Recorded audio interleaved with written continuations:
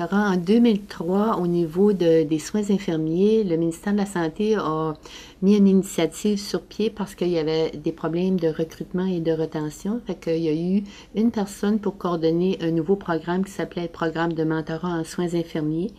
Puis ça, depuis 2003, ça fait la 10e année cette année que le programme est actif. Il a subi des changements en cours de route, dont depuis qu'on est le réseau de santé vitalité, on a prolongé la formation d'une demi-journée à 2 jours, puis on a inclus aussi les infirmières auxiliaires et les préposés. Donc, on a toute l'équipe qui accueille des nouveaux arrivants a une formation spécifique pour comment accueillir. Les nouveaux diplômés formés en santé à l'international, on a dû s'ajuster depuis 2007. Là, on a eu l'intégration des gens qui venaient de l'extérieur formés en soins infirmiers. Ça aussi, on a développé diverses stratégies parce qu'à chaque année ou 2 ans, on avait des nouveaux arrivants. Donc, actuellement, on a une nouvelle façon de faire. Puis ça aussi, on pourra vous partager là, dans les détails avec Josée, qui est coordonnatrice du programme de mentorat pour le réseau Vitalité, mais pour la zone 4 au nord-ouest.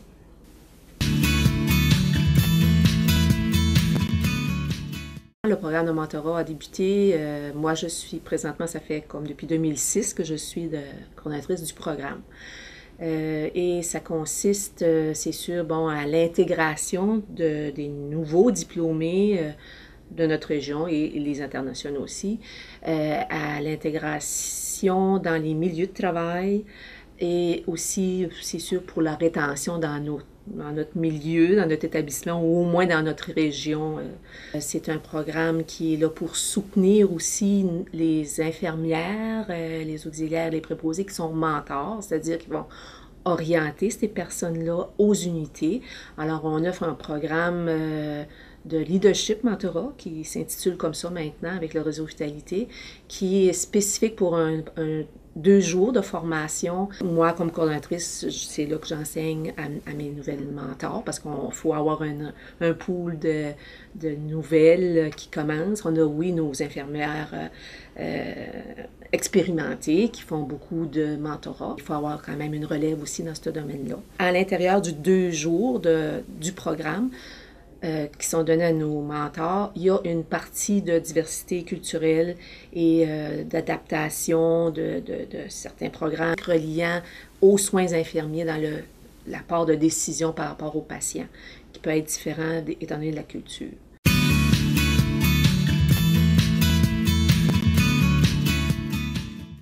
Les diplômés de notre région, si vous voulez, on a un gabarit d'intégration à l'unité d'une période, disons, de 10 jours.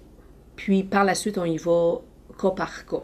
Parce que, oui, ça se peut que notre infirmière d'Université de Moncton, campus Edmundston, n'a pas fait son préceptorat ici, et là, elle vient travailler, elle a été employée ici, donc elle va avoir besoin peut-être d'une journée de jour de plus ou un soir de plus, ou on y va selon comme ça. Pour nos diplômés internationaux, là, c'est une autre histoire. On a dû, au cours des années, comme disait Mme Lebel, depuis 2007, avec notre premier qui est arrivé, on a dû extensionner cette période de 10 jours, on a dû comme doubler et un peu plus la période toujours avec une mentor en orientation. Il y a aussi, pour apprendre les routines, mais aussi pour tout apprendre au point de vue la communication avec les médecins. Parce que autant nos infirmières d'ici que ceux d'ailleurs, lorsqu'ils sont étudiantes, ils ne peuvent pas comme prendre des ordonnances téléphoniques. C'est quelque chose qui est juste spécifique à ici. Donc, soit un ou l'autre, appeler les médecins, c'est stressant. Et aussi le travail de collaboration, ou travail d'équipe, si vous voulez, mais ça va au-delà de ceci. Puis ça, c'est appris aux unités comme telles. Oui, dans les écoles, si vous voulez, mais encore plus dans nos unités. Alors, travailler avec une infirmière auxiliaire, un préposé à l'unité, ça, c'est vraiment avec la mentor qui vont développer ces compétences-là de communication au point de vue qui fait quoi et comment le dire, et aussi le professionnalisme à l'intérieur de l'équipe. C'est différent. Je veux dire, on n'a pas besoin de venir de loin. Parfois, les gens du Québec arrivent ici, puis un cathétérisme vésical, c'est pas les mêmes, c'est une technique, oui, mais c'est pas le même matériel, donc il y a une différence. Donc, si on vient de l'extérieur, hors pays, c'est vraiment différent. On a nos aiguilles sécuritaires qu'ils ne connaissent pas. Alors, tu sais, il y a beaucoup de choses d'adaptation au point de vue matériel, mais aussi d'adaptation au point de vue de compétences, d'habiletés de base. Au point de vue linguistique, ce sont tous, oui, des francophones qui sont venus. Par contre, on a un langage régional, coloré. Mais donc, mes mentors, lorsqu'ils suivent le cours, on leur dit, là, parler plus lentement, essayer d'avoir un bon français, etc. Communication au point de vue téléphonique aussi avec les médecins.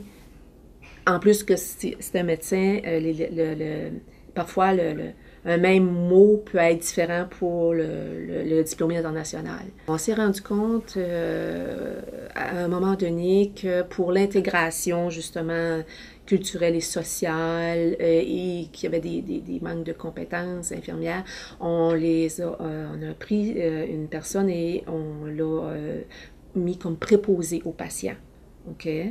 Mais avec les rôles et responsabilités d'un préposé aux soins.